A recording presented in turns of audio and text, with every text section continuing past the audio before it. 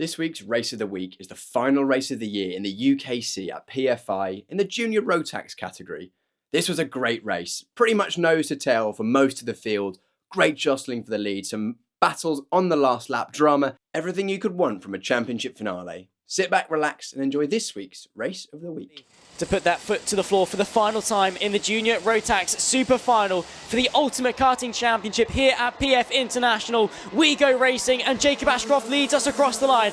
A nose ahead though for Kai Clark, but he can't quite edge himself in front for the race lead. So Jacob Ashcroft is going to assume that into the uphill climb towards the bridge for the opening lap here at PF International. So far so good for the top three as Matteo Palazzo is through on Kean Bernard as well. So Dan Holland Racing being chased down by two KL Sport machines. There's a few karts running wide in the background and a complete gaggle of them trying to work their way to the inside and defend into the opening hairpin as you've got to brake as late as you possibly dare. There's a bit of contact. I think maybe the 34 gets stuck a little bit. Finley Smith with a bit of contact and getting absolutely swamped by those around him. Wide in the background as well and jumping back onto the circuit. Thankfully no one else was there. As they tick on out of the chicane, now into the final sort of complex, the 82 versus the 336. That's Louis Ratcliffe versus Sebastian Lausch as they run through the long right into the long left with 11 minutes left to go. Jacob Ashcroft leads Kai Clark with Kean Bernard, Eva Morris, Matteo Palazzo, Louis Ratcliffe, Sebastian Lausch from Noah Barham in 7th and 8th. Jack Robinson and Jared Fox-Whiteley round off the top 10. Jacob Ashcroft in control and looks over the shoulders there. You can see two karts running very, very wide and responding to each other quite aggressively. Jared Fox-Whiteley trying to fend off. I think that could be Jack Robinson, maybe Sebastian Lausch as well. So Ashcroft, well, in control for now, but he can't be feeling too safe by any means. Kai Clark up there, Kean Bernard up there. Obviously, not often you get to see all the drivers with clear visors on, so you really get to look into the emotion of each of their faces as they're running around, what maybe their body language is telling you, how stressed they are, how frustrated they are, how determined they are to go forwards. 10 minutes left in this race and dipping his head down, a bit of human DRS in effect for Jacob Ashcroft, who leads another lap with now 10 minutes left to go. Under the bridge and now over it. Quite a steep incline, so all important to keep the revs quite high. Look over the shoulder from Kai Clark. Is he close enough for a send? Yes, he is. He pulls out very late, under braking, finds his way through. Jacob Ashcroft now finds himself alongside with Kean Bernard, gets forced off the road there, and now comes Matteo Palazzo, finding his way through, just pitching the kart in front, and there's contact for the race lead as well because Kai Clark is immediately under pressure from Kean Bernard. The 182 goes through two karts in three corners. Sensational stuff from Bernard. And now Ashcroft has got a bit of hard work to do to get his way back into the race lead. Quick flick to the left, the 132, Eva Morris as well, under a bit of pressure from, I think that's Louis Ratcliffe, maybe Jared Fox-Whiteley as well. Very close in situ as the 42 has climbed his way up a couple of places, now into 5th. Under braking, Kean Bernard. Pretty comfortable as things stand, but definitely going to be feeling the pressure from Kai Clark and Matteo Palazzo in behind. KL Sport have been so strong all weekend as there's three cuts off in the background, but Kean Bernard not taking any chances with defending to the inside. And straight away to the inside of the second hairpin as well. That's going to force Kai Clark to try and go for a switchback, but gets caught up on their curb a little bit. Has got to be careful because Palazzo and Ashcroft will set their own switchbacks up as Ashcroft, actually with the momentum that he had, is able to just drive past Palazzo quite comfortably into the chicane. Here comes Jared Fox-Whiteley to the inside of Matteo Palazzo. That's going to open the door for Jack Robinson as well. The 239 goes through.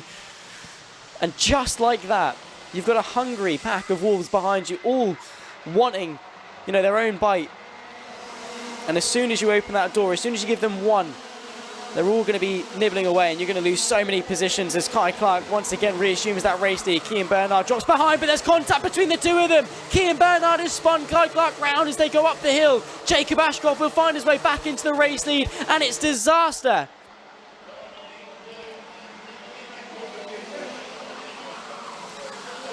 The race goes on towards the front end of the field, though. All of them would have seen that. All of them would have reacted to it. All of them would have had their own thoughts and feelings on it in the moment.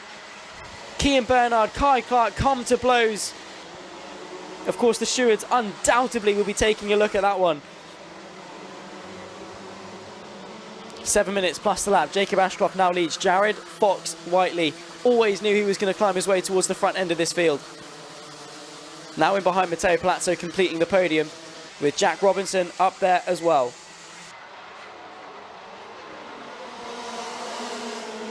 The sheer concentration, and you can actually see it, like I said earlier, with the clear visors. Maybe some of the stress. I mean, you know, these guys are between the ages of sort of 12 and 15, really.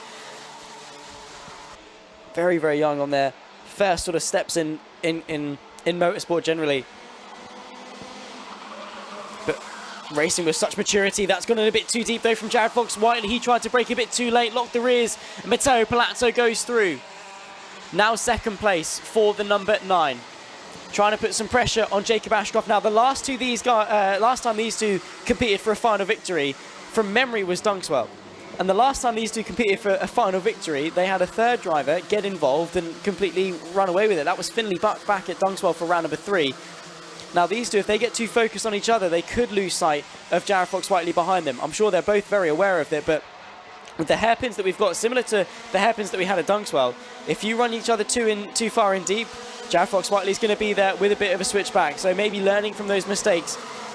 And of course, when you build a rapport with each of these drivers, you have those experiences with them. You do race them differently. You know what each other's driving style is like. You know how aggressive to be with each other. And I'm sure that's going to be the case with Ashcroft and Palazzo. 6 minutes left to go, and just aiming the kart at the apex there was Jacob Ashcroft. Not really, he wasn't turning in early or moving under braking, he just sort of pivoted the kart nice and early. Jack Robinson putting some pressure on Jared Fox Whiteley. That is for third place. And the penultimate final of 2025, just 5 minutes and 16 seconds left on the clock. It's ticking down.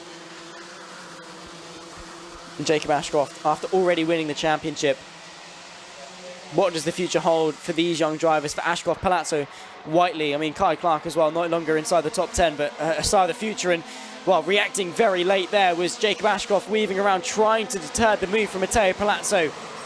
Didn't want to be proactive, wanted to react to exactly what Palazzo was going to do. Being very aggressive, that's opened the door for Jared Fox Whiteley, who goes through in a second place. So look over the shoulder there from Ashcroft. He knows they're going to start battling. He wants to get his head down. He wants to work forwards. I don't think he's going to have that luxury. Jack Robinson to the inside of Matteo Palazzo. Gets a bit of a bump from behind. Straight back up the inside as soon as the space opens up. Muscled wide there, Jack Robinson. And a point forward there from Palazzo. Think about it. Do we want to fight for third? Or do we want to get back after them and fight for the lead? Because we can settle now for third. But the aspiration should always be, especially when you've got Palazzo and Ashcroft, Whiteley and Ashcroft that are going to be fighting at the front. You know, you never really want to chance it and settle too soon, because the doors are almost always open all the way to the checker flag. 4 minutes left on the clock. 5-second penalty is coming for Luca Holmes-Balak. He's a little bit further down the order, but has received a telling off from the stewards.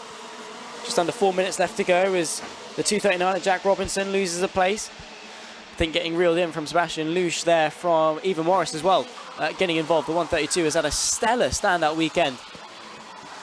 And the three of them now making up that back end train. The 7 and the 8, Noah Barr and Ryan Gandor has catapulted himself. He's up 14 places. He started P23. I didn't think he started further back. Obviously by virtue of being spun around in the superheat earlier on. Not representative of his pace by any means. And Ryan Gandor is rapid, both European, British circuits, wherever you put him, he's quick.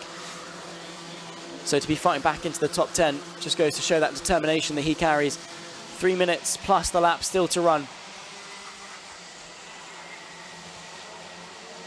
So probably about 4 more laps left of this race.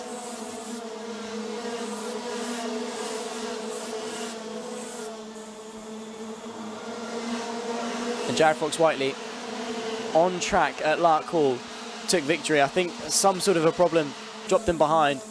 He climbed up 15 places in order to do that.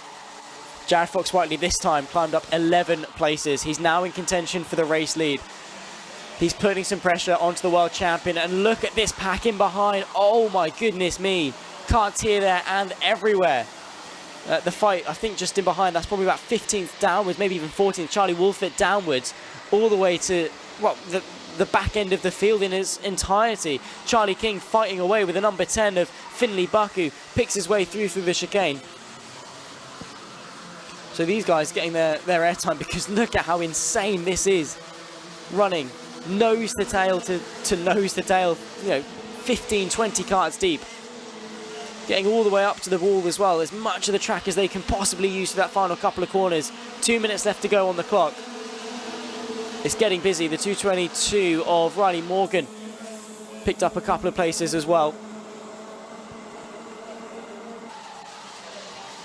Side by side, the 74 Charlie King still getting involved. The 91 Drew Prisner as well, running wide. And again, it's an absolute mosh pit out there. There's contact. The awareness that you need at this part of the field is insatiable, really, incomprehensible. Just how much your head needs to be on a swivel, constantly checking as to where people are, being savvy as to who's going to be getting up your inside and when you need to defend, when you need to just put your foot down and hope. Finley Buck has been able to clear off, but we've got 3 or 4 karts that are still going side by side in the fight towards the chicane. Jared Fox-Whiteley has got through into the race lead, by the way. That last time through, tipped through past Jacob Ashcroft to take the race lead. Now only does so by 1/10 of a second that last time through. So Ashcroft falling behind Whiteley, just to keep you up to date with what's going on towards the front end of the field. There's sparks. Did I see some sparks on the back end of Finley Buck there?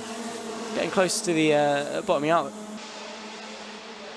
As that's the fight for the lead. So it's all closed back up again. Matteo Palazzo in third. Outside line for Sebastian Lusch as the tail end of this race dawns ever closer. 30 seconds on the clock.